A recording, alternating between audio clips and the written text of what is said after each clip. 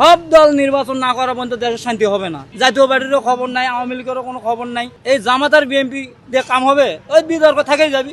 দেশের মধ্যে সব দল নির্বাচন না করা পর্যন্ত শান্তি আনতে পারবে না। যেটা সেটা মাসে টেকা গাড়ি নিয়ে গেছে, এই বাজার করতে সোনা গাড়ি নিয়ে গেছে 3-4 দিন আগে থেকে।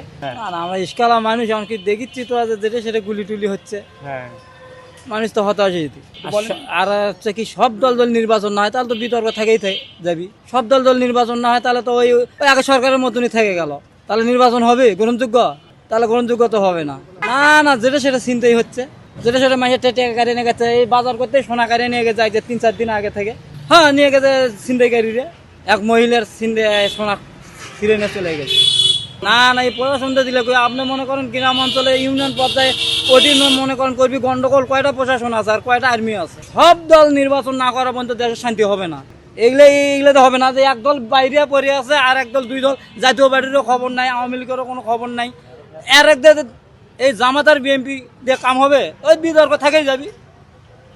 সে দেশের মধ্যে সব দল নির্বাচন না করা পর্যন্ত শান্তি আনতে পারবে না।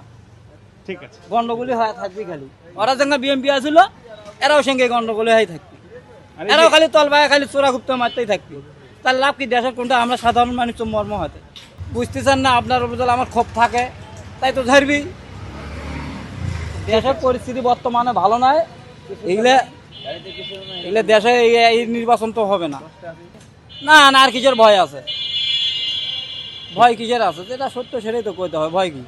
ঠিক আছে, ভয়ের কোনো কারণ নেই। ঘর থেকে সব দল নির্বাচন নিয়ে বসলে শান্তি হবে দেশে, তাছাড়া শান্তি হবে না দেশে।